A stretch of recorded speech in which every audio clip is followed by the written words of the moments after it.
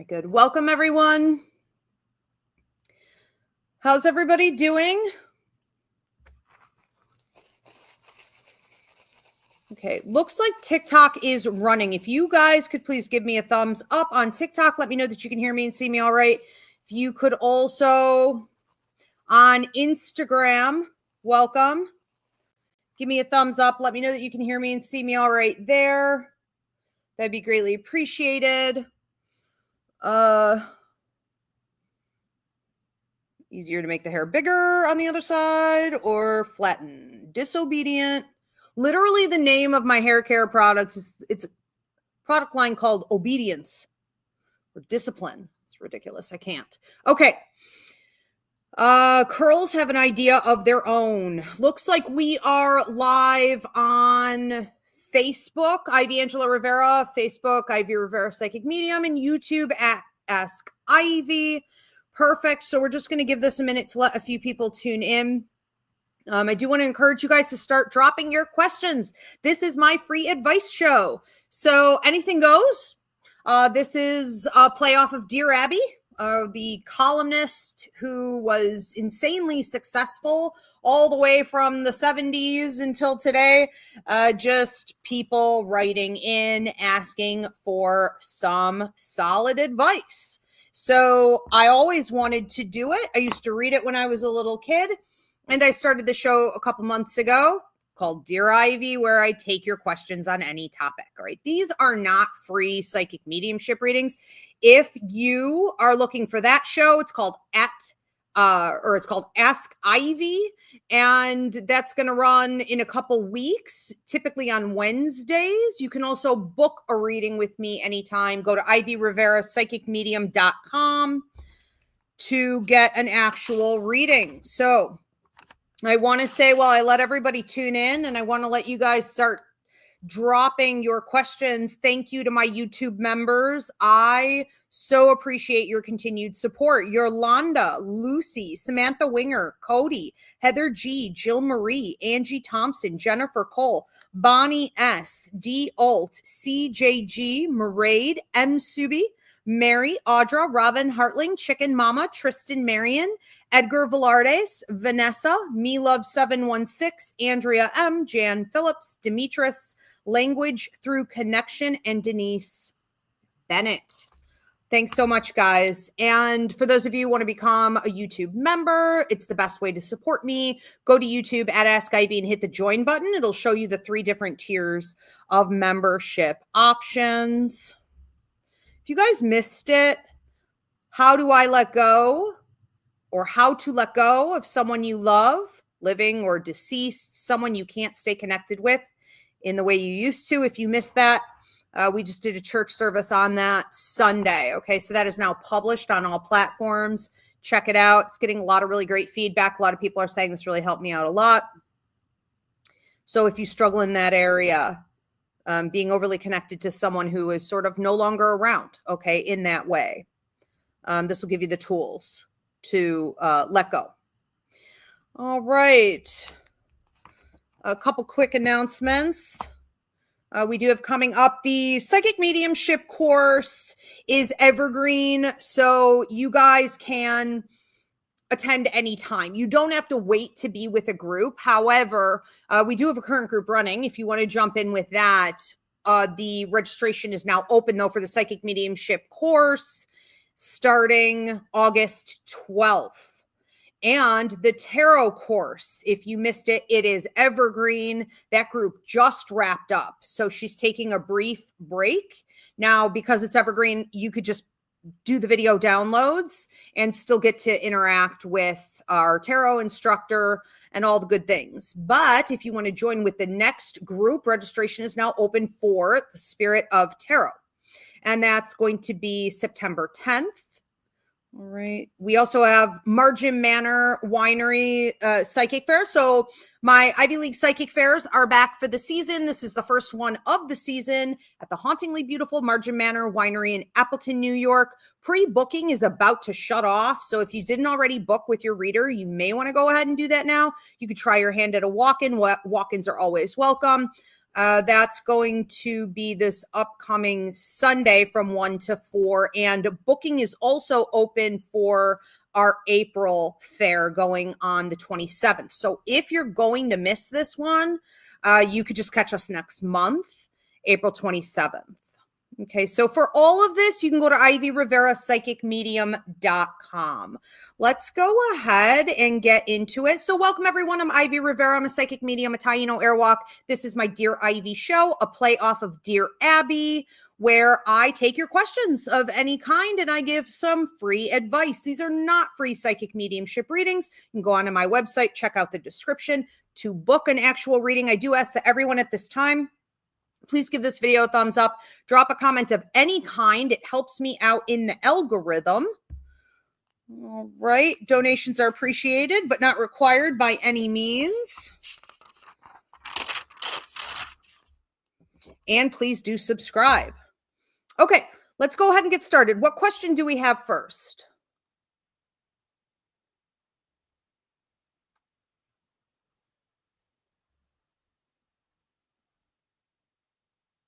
Hi, Devin. Okay. Sarah on YouTube says, how would I know if I were being manipulated by a person? Like if he's just using me? Okay. How would you know if you're being manipulated by a person? A couple key things. First of all, physically, your body's going to react. So we have immediate dysregulation of your nervous system. So when someone is lying to you, they're hustling you, your body is going to feel anxious. You're not going to understand why, because if you're dealing with maybe a love partner or it's in a dating situation or something like this, if it's a romantic partnership, you may actually think that's butterflies in your stomach or it's a good sign. It's a sign of passion or connection, but I would disagree. So when someone is trying to get something out of us that we aren't voluntarily giving, or they're trying to do something to us that we don't understand and we certainly would not want, it's going to read as a violation to your physical body. Okay, so we've got first, number one, dysregulation of your nervous system. Then you're going to have typically burning at the back of your neck up into your head, or a band of pressure around your head, like a terrible headache that you just can't really get rid of. You may also have stabbing pain in your stomach periodically, or think you're having digestive issues like irritable bowel. You would have sleeplessness. You would start to have nightmares. So you're going to be woken up, especially between 3 and 5:30 in the morning, the haunting hour, because your ancestors, your loved ones in spirit, your guides, your higher mind is going to be showing you through the sleep state that this is a problem, that you are being warned. There is someone in your life doing you dirty and you have to get rid of them. You may also have freakish occurrences of like paranormal activity going on throughout your living space or wherever you spend the majority of your time.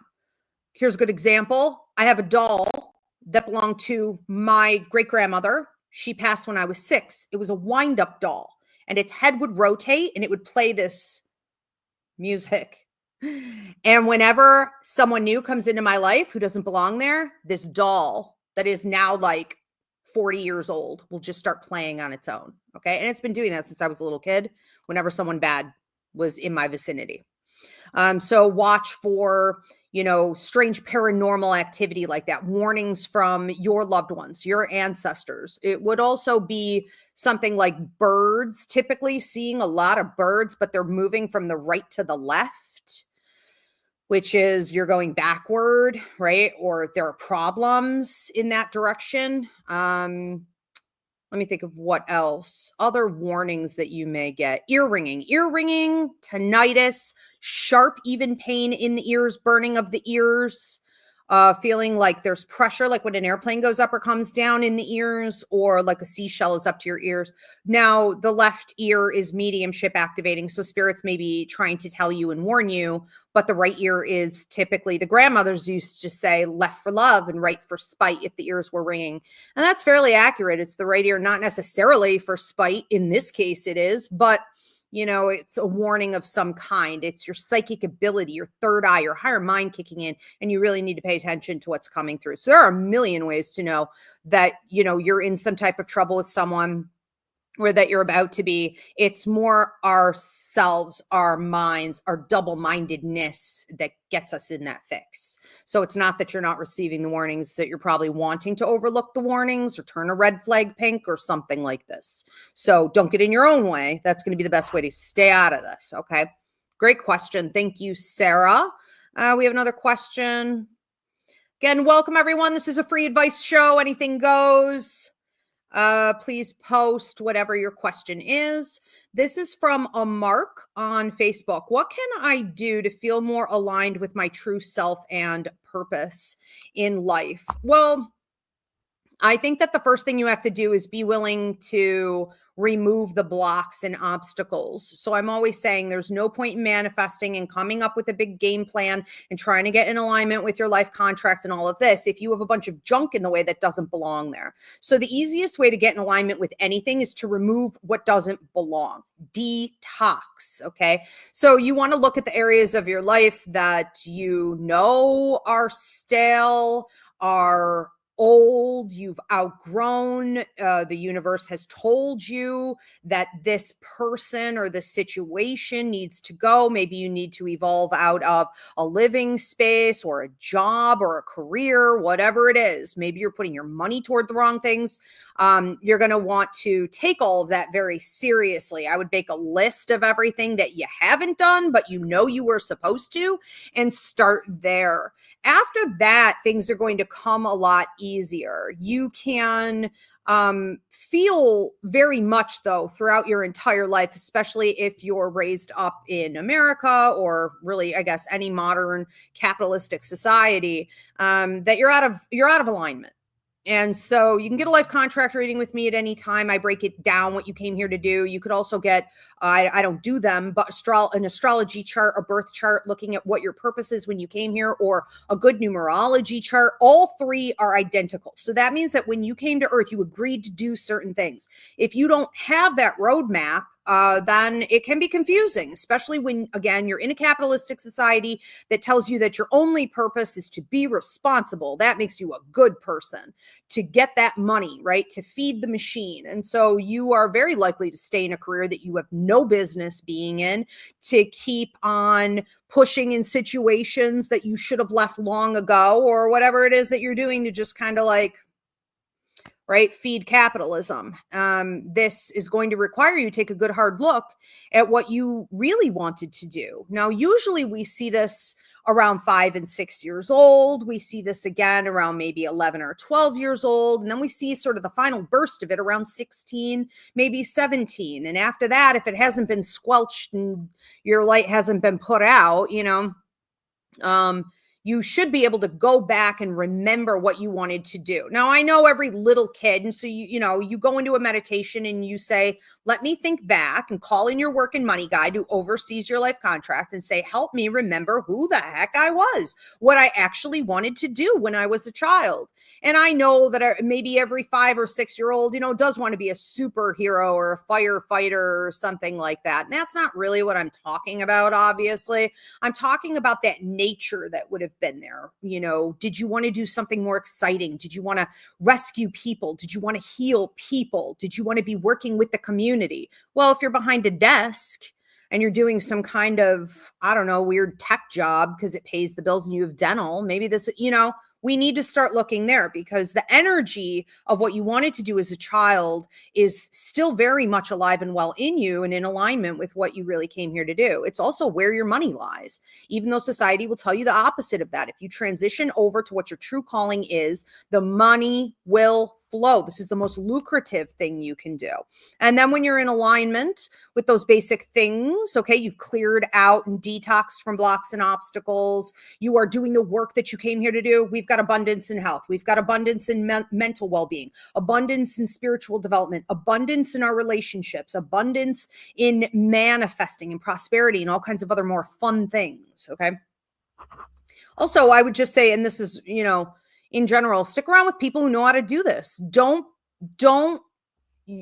don't create a social life for yourself, family, friends, or otherwise, where your main 6 people in your life, right, which really kind of dictates your own personality in a lot of ways and the type of lifestyle you live, research shows, make sure those people are not stagnant, out of touch with who they are, out of alignment with what they came here to do. If you're around a bunch of other, stagnant or off track people, it's going to be hard. And they won't embrace you doing this probably. Okay. So find the supportive people, find people like you who want to do what you do. Thank you. That's a great question. Catherine on TikTok. Catherine says, what does it mean when you have deja vu feelings, especially for a long period of time? Okay. So, deja vu is something that comes and goes. If you're having it for extended periods of time, that isn't deja vu. What you're probably doing is time traveling, and you're probably finding, I call it spillover with my students. Spillover is something that happens when you have tapped into empathic, mediumistic, and psychic ability to the highest degree that you can handle at that point. And instead of just having visions and prophecy and these types of spiritual experiences at night when you're sleeping, it's spilling over into the daytime hours. And so while you're awake, and this means you're ready to train, you're ready to learn how to heal, do energy work, give readings, evolve with your spirituality in some way. So when you have spillover, you're awake, but you feel like you're in the sleep state, or you have what feels like constant deja vus, or you are now struggling to tell the difference between reality and what was a dream. And it doesn't have to be super disruptive or crazy to your life. It's just something you're noticing. You're like, things are a little off. Like, they're not wrong. They're just overlapping in a very different way than what they used to. And it's undeniable. So one of the things you could do with it is to start a journal. You can write down all the times you think you're having these deja vus, and you can look into what they were about, who they involved, when did it happen, how is it supposed to go. Esmeralda Marie Rivera, everyone. She never misses a show. You say hi. Meh. She used to not have a meow. When she was a baby, it was 9. Her and 9 of her brothers and sisters were on my porch. Just a big pile of black fur with like green eyes staring up at me. And there was one gray one. And, they were all kind of long and thin. And she was short, and it looked like she had a softball. She was fat. She had stub legs. She had a stub tail, and she had no meow. And she didn't have a meow for like a year. Well, I kept her. She was so different. I love her to death. But yeah, she talks all day now. All right. So, what was I talking about? Deja vus. When it's an authentic deja vu, it's going to last many, many years, possibly even a lifetime. But it's more from the time you were shown the vision of what was going to happen to the time it actually happens in real time. So it's a form of time travel. But like, for example, you could have a deja vu starting when you're like 5 years old, but it's something that doesn't actually play out until you're like 35 years old. And then after 35, it may not happen again, but when you have that moment where this vision, this deja vu, actually happens, it occurs, the people you had this vision about are there, right? This experience is happening in real time. You're going to almost have this overlap in time where the past and the future and the present all come together at once. It's really, really dynamic and intriguing. Yeah. And it really only happens for super significant events in your life. Okay. And so that's another reason we're not just having deja vus like willy-nilly all the time. Okay. Those are really, really important key moments or key players in your life. Can you sit down, ma'am? You want to sit down? She's supposed to be taking her 6-hour nap. Katie Johnson, what is the best way to let go of someone you love that you know is not good for you? Okay. So I just did a show on this Sunday. All right. And it's now published. It's called How to Let Go of Someone You Love. So if you want to go back and watch that, I would highly recommend. All the tools and everything are there. Now, one of the things that you can do if they're not good for you, though, is to do a cord cutting. I would start with that. The bare minimum, the basics are to do a cord cutting so that this person is unable to pull and tug at your energy, pull and tug at you telepathically, show up in your dreams, right? People can use energy manipulation with anyone and anything. Everyone is capable of manifesting in law of attraction and energy manipulation and throwing energy and all of that. When you have cords with someone else, it makes it 10 times harder. God, Ezzy, can you sit down, mama? And she's getting right up in here today. And when you do a cord cutting, essentially what you're saying to the other person's energy is that whether they are doing it purposefully or not, you're cutting them off from being able to like invade your space. Now, typically when someone's doing it purposely, you'll notice it mostly at night. So that's the first major indicator. If they're invading your dreams, they're showing up, they're watching from the sidelines in your dreams, you've got a stalker, you've got a creeper, you've got someone who's working with astral travel. They're deliberately trying to do this, I would say. Okay. So you can do a cord cutting starting at night. So you're saying during the cord cutting ceremony, I don't want this person invading my sleep state. But if you already know they're bad for you, you don't want to have any more connection to this person, you should do a full-on cord cutting. Okay. So there's a class up on my website called Relationships, Boundaries, and Cord Cutting if you don't already have your own way of doing it. And the most important thing with this is that you're not feeding it, because a lot of people come back and they're like, well, I did a cord cutting, and I don't feel like it worked. And I'm like, well, are you watching their social media? Yeah. Well, are you hoping they call you? Well, you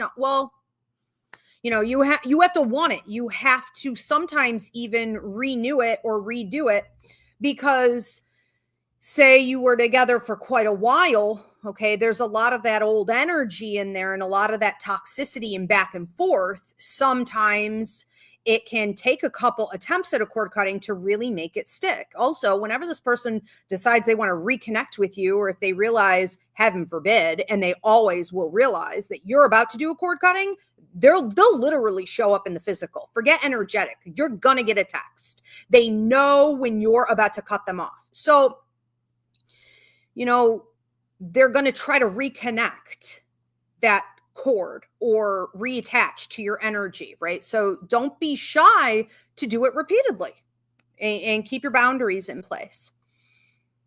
That's the best thing that you can do. Okay. I would also say that, cutting away from someone isn't good for you. If you feel like you're done with the contract with that person, you can go no contact. You could go no contact even if you're not sure that you're done. It's up to you. Protect yourself, of course.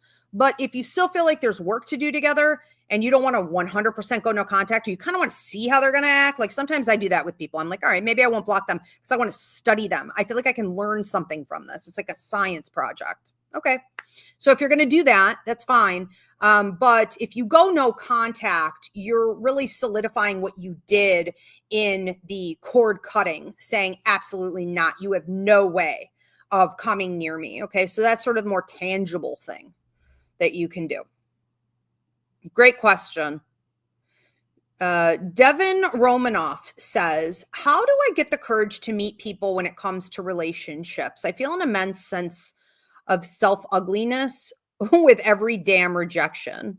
Yeah.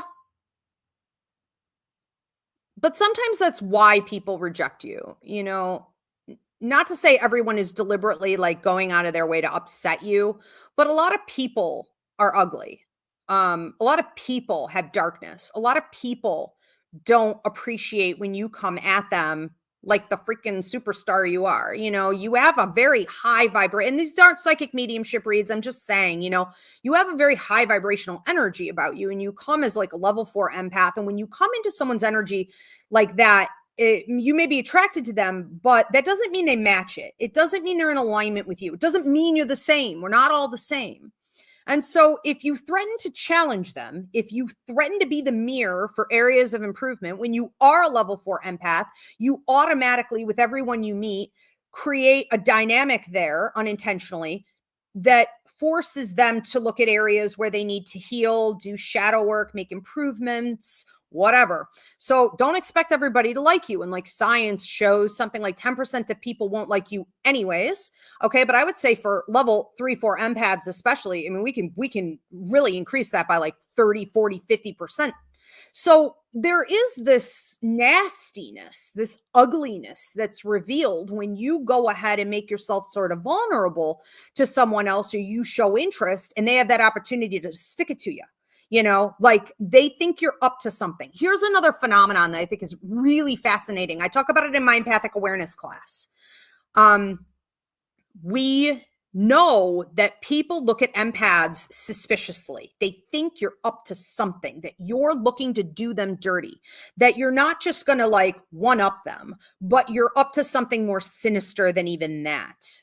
And they can't figure out what. That's a normal reaction. So I think you need to get a little more in touch with the beauty of yourself and know that you shouldn't be approaching. Pull back. I mean, look at who you've approached, because it's not like there's this funny meme that's going around that says something like the best way to get over a crush is to let them talk. You'll get over it real quick. Let them see who they really are. You know, that's good advice, especially for high-level empaths. Just observe them a little longer. Look at their real life. Check out their social media. Find out more without ever letting them know you're attracted. Find out more about how they've handled their love partners, their love life, their sex life. Yeah. Their hygiene. Okay. There's plenty you can find to be like, I'm good. Glad I didn't let them know I was attracted to them, because I would have had to quickly reject them. You know, you're clearly choosing people who aren't vibing and on your level anyways, or they wouldn't have rejected you. Okay. So turn the tables, flip it around. Okay. Start analyzing them more before you approach them. Pull back. Maraid Cassandra says, hi, Ivy. What are some things that you do to enjoy the periods of your life when you're alone? I try to always be alone, but you know, with spirit, it's not really an option. So as he's giving me a dirty look from across the room. I would say that in the times in my life, though, when I've been like maybe lonely or isolated, or I've actually been like in an intermediate state between like friends, maybe my old friends fell off, or I relocated. I moved a lot. I was homeless. And so like I was thrown out onto the streets when I was 13. So I spent like 6 years actually just being homeless. And, you know, there were a lot of like friends that were like partying or getting into heavy drugs. And I knew when it hit heroin or whatever, I had to pull out of that group. And so I lost a lot over and over and over again. And those were periods of, I don't think of that as like alone time as much as I really felt it like loneliness, like a deep, deep state of grief and loss.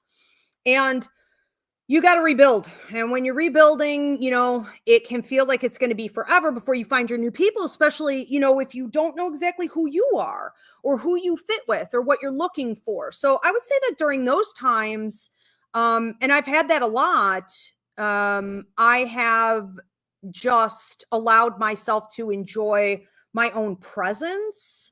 I've allowed myself to enjoy quiet time in a different way than what it was, because there's a big difference between taking your personal space and having alone time and having no one in your life.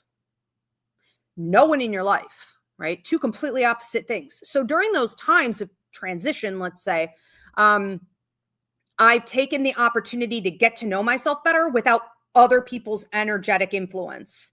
Because whether you realize it or not, the people you have in your inner circle are highly influencing you. They just are.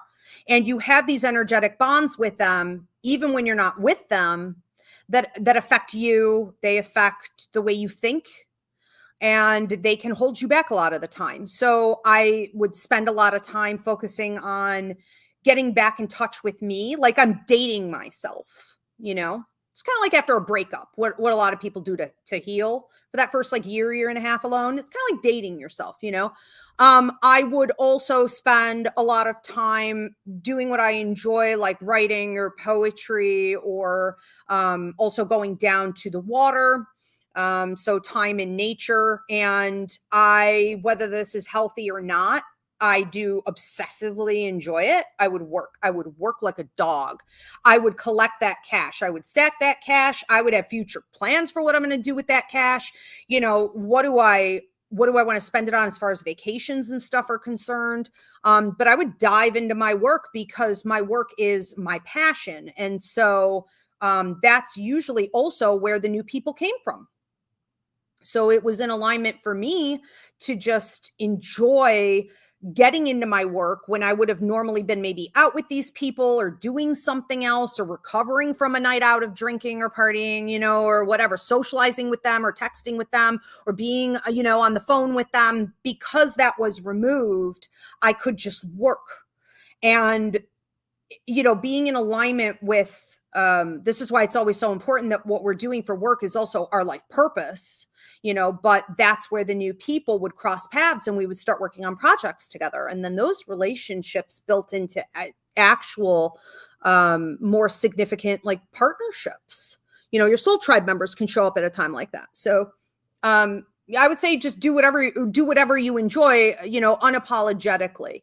I think it's good also when you're going through a period of time like that to pamper yourself, you know, to every day say, what can I do to reward myself?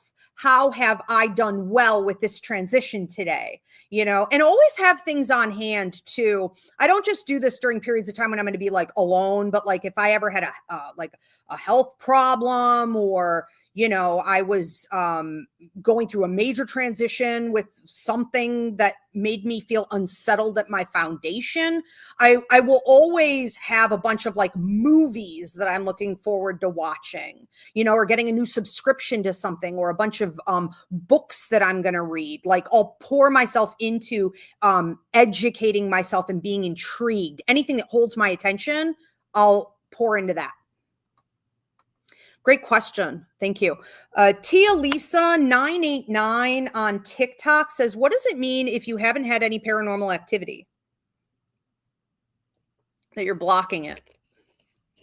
It means that you've stopped seeing it. And probably something happened that upset you. Like maybe you saw the boogeyman, you know, maybe you saw some weird creature in the night that triggered you and you couldn't really get rid of it. Often this happens in childhood, so we start blocking, because if you can't get rid of it and you go to your parents, for example, your parents say that's not real, that didn't happen, don't talk about that. So you've probably had some type of experience that bothered you in regards to paranormal activity, and you are now, you know, blocking. Now, part of blocking is that when you start blocking it out, not only are you not seeing what's there, but you're sort of pushing the spirit world away. So you're saying, I'm not entertaining this. Now, that's great and fine if that's what you intend to do. Anything we feed, we get more of. That's law of attraction. Like attracts like.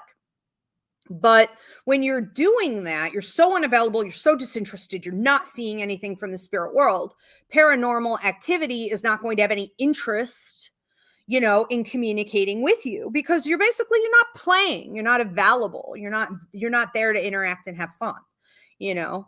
You also can't be screwed with. So you have to really kind of balance out, you know, and weigh the pros and cons of a situation like this. I will say this. Most of my students who come in for my psychic mediumship course complain about this and they see it as a problem. And what we focus on in the course is block removal, because what you've done is block. And it doesn't just cut you off from paranormal activity. It can cut you off from psychic ability, mediumship, empathic ability even, and a lot of things. Okay. So be mindful. Let's move on to another one. Thank you. Thank you everyone also for tuning in. I just want to stop real quick. Thank you so much for the hearts. on TikTok. I appreciate you guys. If everyone could share this video, that would be great. I'm sure everybody knows somebody who wants a little free advice. And again, if you want to book a reading, if you want an actual psychic mediumship reading with me, you can go onto the website. It's in the description box. Or you can go to ivyriverapsychicmedium.com. If everyone could drop a comment or at least some emojis of any kind, give this video a thumbs up, and please do subscribe. If you want to become a YouTube member, go to YouTube at Ask Ivy, hit the join button to see the 3 different tiers of memberships. Let's go ahead and move on to another one.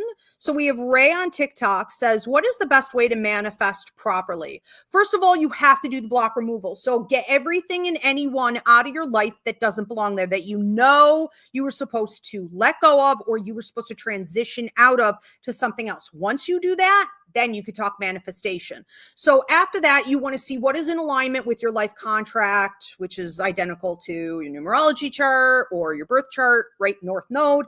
So what did you come here to do? If it is in alignment with what you came here to do, you're going to be able, if the blocks are gone, to be in the flow of that energy. When we talk about alignment, how alignment is required for manifestation, that's what everybody means. They're just not really breaking down what the heck they mean. That's what they mean. Okay. So you are now in alignment, meaning you came here to Earth to accomplish certain things or to meet these specific people or to learn these lessons, whatever it is. Right. And because that's what you're wanting and you're manifesting, it's just automatically going to come to you. Now it comes in pieces. So if you say, oh, wow, I really want like chocolate pudding. I wish grandma was here, or whatever. The universe is going to send you like milk and I don't know what the hell goes on in pudding. Okay. Sugar and chocolate or whatever. You still have to put it together. You still have to make it. And so when people say things like, well, if it's destiny, it will, be for you. It will always be there. Not the case. Not the case. If it is destined, then it will be there. And if you use your free will to work with that destiny, then it will be accomplished. You also have to be mindful, that it requires protection. New level, new devil. Okay. There's a free mini class on my YouTube here at Ask Ivy called Fighting the Dark, where I talk about for every new level, you come into these 5 different ways of attack, people or situations, or even maybe yourself get in the way and can prevent you from having that level up.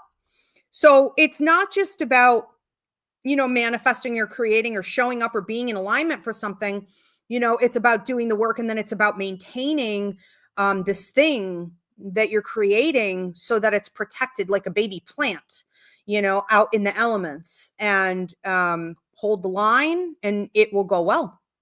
It will also speed up, so when we're out of alignment, we not only notice that we're not getting what we want or we're not creating what we want, but we also notice it's like 1 step forward, 2 steps back, mouse on a wheel energy, and it's slow AF. Okay. So when you are in alignment, the speed picks up as well. All right. And everyone will be there. Everyone will be there and show up that you need to help you with it too. It's not something you necessarily have to do on your own. So don't overthink it, I would say too. All right. Thank you so much, Ludicoshin, for your donation. I appreciate that. Username says, are my ancestors judging me? Do they have judgment on the other side? I'm here thinking my grandma's rolling her eyes constantly at my life decisions. Well, she may. My grandmother actually came through in a reading once and mocked me for my OCD. Yeah. Yeah. I guess it depends on your family. My family, sarcastic, harsh, brutal. I pity the fool who has to deal with them and doesn't know what they're getting into. The thing is, they're karmically in debt to help you.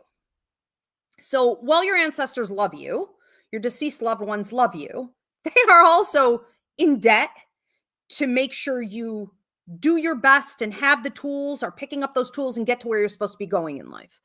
And that is sometimes a problem for you because of them. They're to blame. Okay. Sometimes that's what karmic debt is. It's like they screwed you up somehow.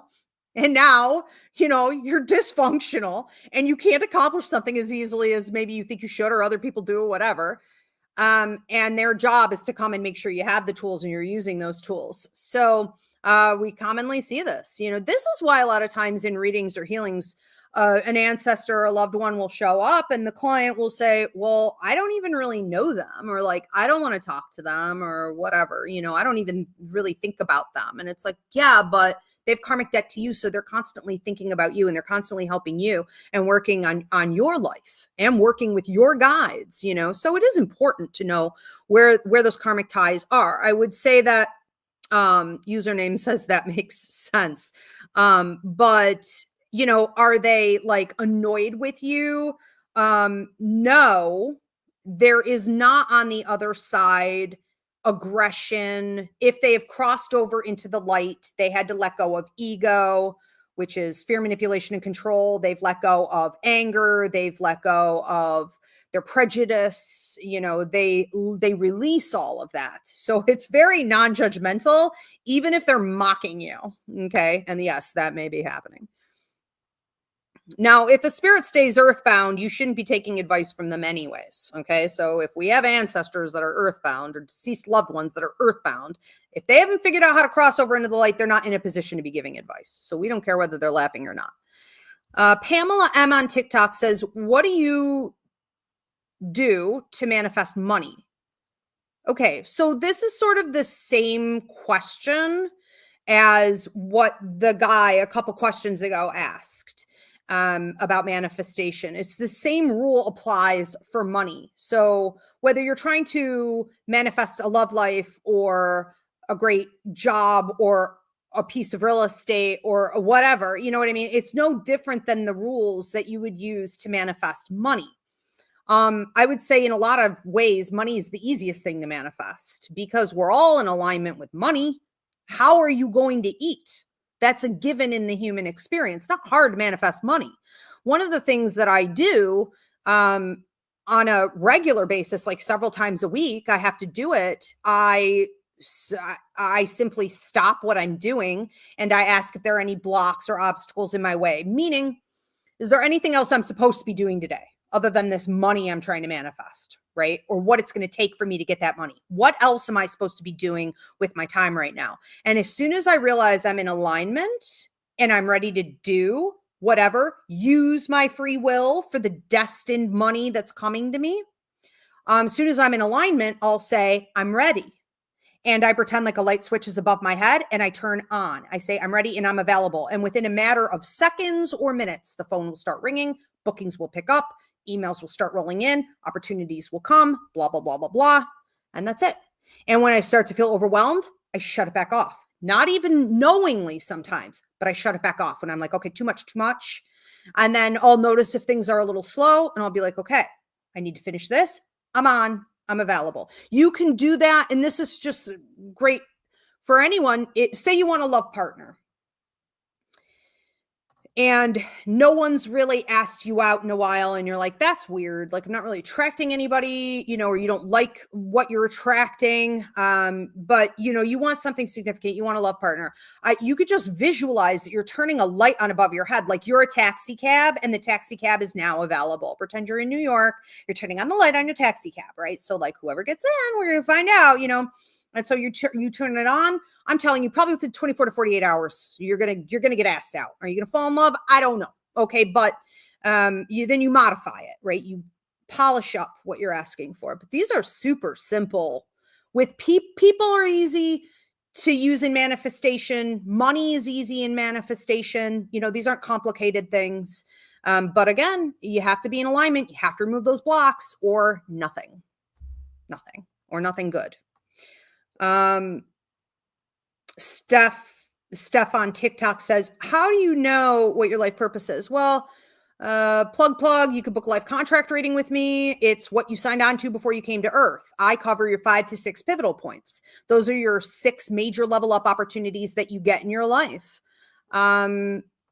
You could get a birth chart with a really good Vedic or Western astrologer. I would recommend. Maybe you are able to look at your North Node, meaning your purpose in this life, and they can break down your birth chart for you, which is identical to my life contract.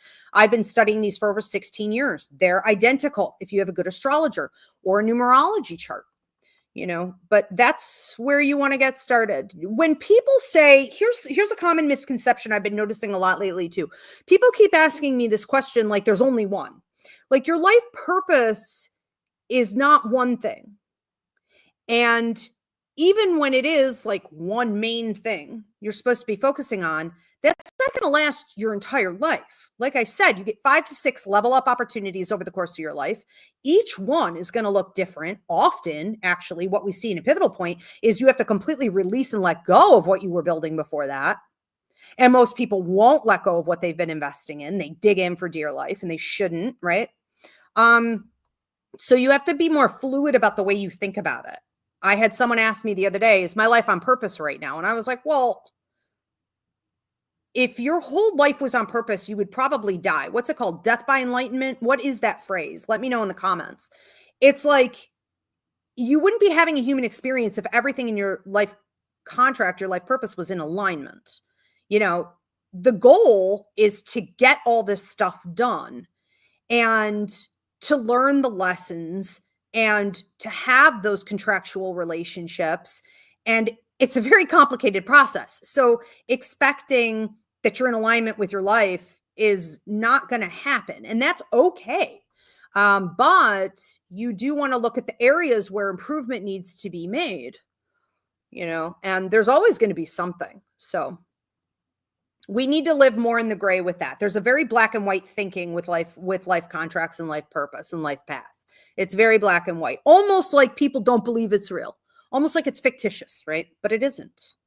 And when you're out of alignment, it isn't, okay? Because everything's going down the toilet.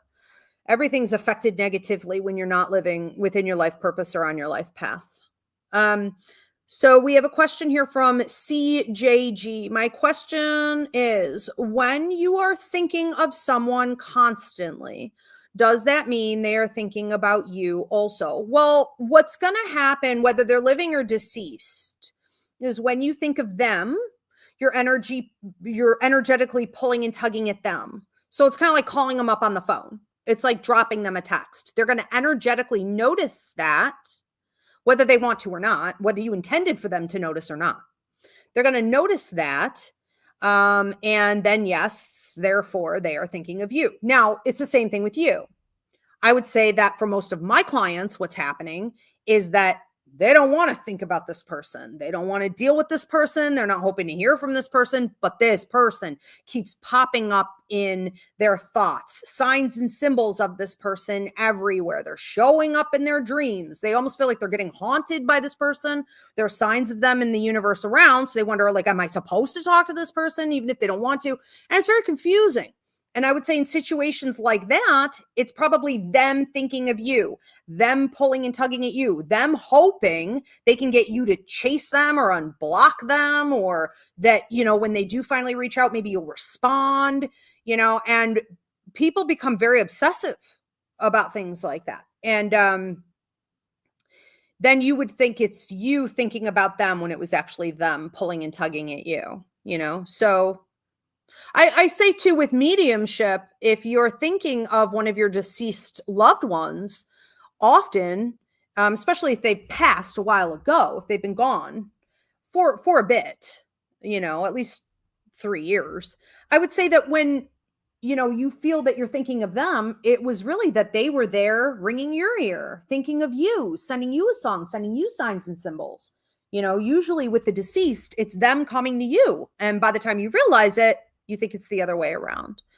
Lucy says, I had a friend not show up for me when she said she would. She gave me an excuse the day before, but it didn't seem genuine. I'm looking for advice on how to confront her, or if I shouldn't confront. Don't confront, just drop her.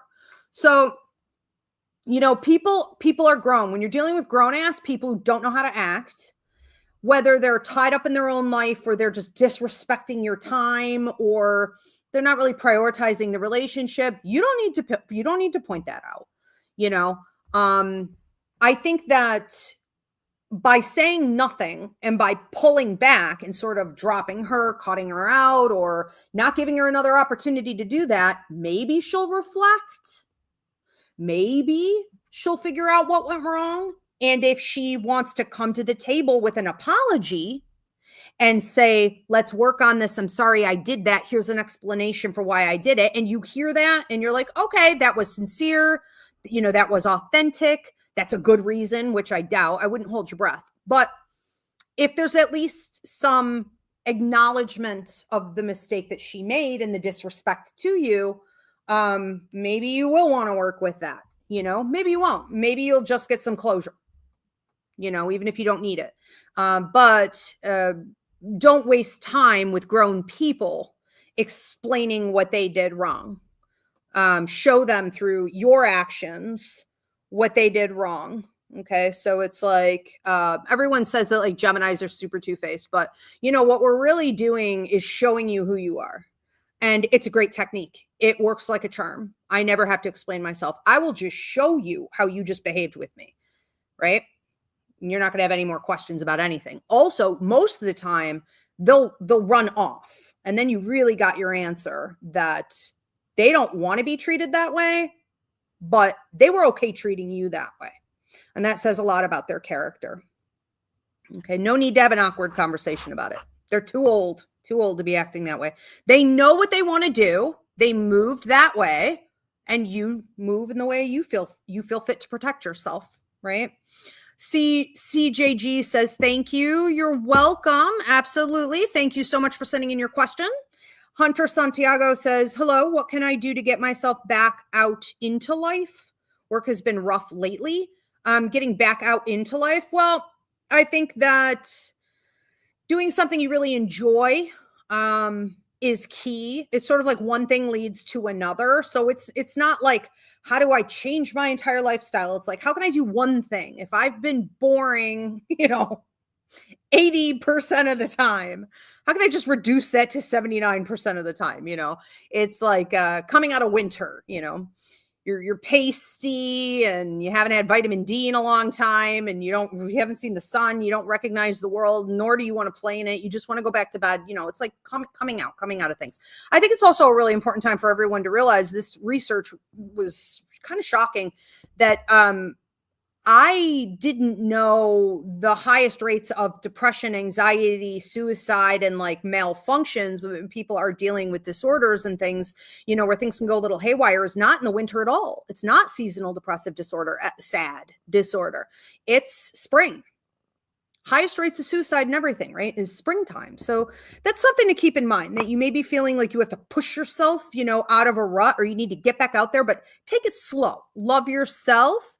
Do what is going to keep you intrigued and feels really good, and just do like one thing, one is enough. It'll lead to other things. I think like, too, it's really important to do stuff that is maybe new, because we often find that when we're coming out of a bit of a funk, like what you're talking about, or like life's been rough, whatever it is, what is entertaining to us, what feels like fun, what is nourishment for our soul and rejuvenates our energy is not the same as it was before we got into that rough spot. And so the old tricks of the trade just may not cut it for you. Your old interests may be kind of gone, so try some new stuff. I would also suggest booking some things. I just booked, I'm learning to be a drum circle leader. I'm going with the guy who does drumming for Rusted Root, my favorite band, in Pittsburgh. I think I'm going to in May, right? And so I'm going to get trained on how to lead drum circles. Well, I've been waiting to do that for years, and it's my gift to myself to get out of my seasonal affective disorder and my winter funk, so I'm going to train in this. I'm going to get to meet that guy. It's going to be amazing, and I'm like looking forward to it. Have something on your calendar, to look forward to that maybe can trigger your energy. Group dynamics trigger energy. Music triggers energy. Maybe something beyond like going to the gym, that kind of energy you get from being at the gym with all those other people in that high energy. Go to something like that. Have it planned out and make it a good time, but don't push yourself too hard. Let it unfold. Luda says, my aunt died and no one told us. It's a complicated estate. Hoarder. She was hoarding. We don't want anything. Oh my God. What a mess. I'm being requested to execute the estate. Just wondering where your thoughts are on it. The family is mostly estranged. Okay, well, my feeling with this, and if I were you, the way I would handle this without it being like a full psychic mediumship reading is just off like a band-aid. I mean, that's what I got. I got, ugh, what a mess, and just off like a band-aid. If I were you, I would go ahead and do what you can if you feel it is something you should do. If there's someone else who should do it, like, does she have like a lazy son who's just sitting there not bothering? Dump it on him, make him step up. If not, if there's not anyone else who should be doing it, and because it's like technically not your problem, then go ahead. I think you should also be looking at what your payout should be for that type of situation. So if you are going to take it on, try to look at it as an opportunity to increase, your maybe own wealth, or to make it a learning experience. Ask what you can get out of this experience, and don't be shy to talk to your deceased aunt.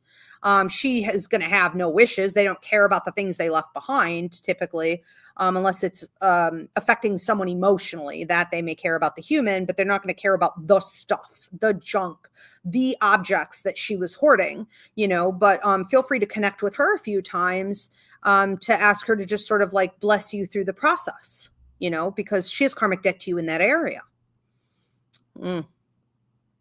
Sorry you're going through that.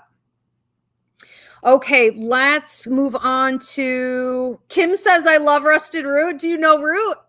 I followed Root. So yeah, when I was like a homeless teenager for like 6 years, I followed Root. I always say like Root saved my life. If I wasn't going to Root shows, I went all over the country. If I wasn't following them in Canada, I don't know what I would have done. It was so healing for me. They're amazing. Amazing. So yeah, the guy who does the drumming for Root will be leading this thing in Pittsburgh, training us on how to lead drum circles. All right, I am going to fix TikTok really quick. It's giving me this puzzle thing, and if I don't do it, I think it's going to shut me down. So let's see if I can correct this. Weird thing to do. Okay. Look at the lovely lady. Hi, Mama. Hi, Mama. Thank you. Thank you. Okay, I think I'm centered. So what else do we have? I was jamming out to them in high school. My mom called it my jungle music. Yeah, 100%. Woo, that was fun. You just have some mushrooms, you drop some acid, go to a Root show. Crazy. All right, let's move on to another one. All right, Catherine Miller Arza says, do I know if I stay in this line of work I'm in or take the long road I wanted to become since I was a teen?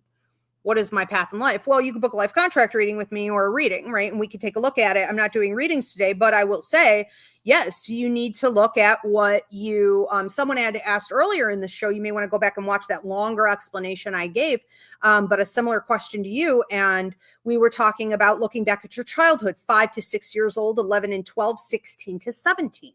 And that showed you what you really wanted to do. Some people will see a spark of it around 23 or 27. And it's kind of like the last of the embers going out, if you were kind of 1 foot in, but it's just society limiting you on what you're really authentically supposed to be doing. And it starts with our parents, and then in school, and with the, guidance counselor at school, telling you what is going to be the easiest thing for you to do to make money. Whatever's going to be the easiest thing for you to do to make money is something you already did in your past lives. It's easy for a reason. You have done it, dead, done, over with. The new thing, the harder thing, the more challenging thing, the passionate thing, the thing that is within your life contract is not going to be that. And so people will notice it in you. They'll be like, wow, she'd be really good at this. But they're not going to encourage you to take that path, because to them it seems wild. It seems unpredictable, or it's unconventional in some way, typically, And humans by nature would prefer to do whatever's easy. So it's like, okay, I'll take the easy route. And at some point, that gets harder and harder to leave behind when you have to recreate and do what you really came here to do. Okay. But it's always there your whole life. You never miss the deadline. If you're alive, you can do it. Some variation of it, you can and should. Chicken Mama's laughing at Esmeralda. She is a needy, loving girl today. I don't know where she went. She's looking for her balls, probably. She's got balls and babies all over the house. She's going to find something else to do. Okay, we are at time. Thanks so much, everybody, for joining in. I forgot to actually tell you I have a brand new show. And it's the Unbound Sage, where I deliver out whatever message is waiting for you, but it's free. And it's going to air April 1st at 12 p.m. Eastern here on YouTube at Ask Ivy. So you guys can tune in and see if you are getting a free message.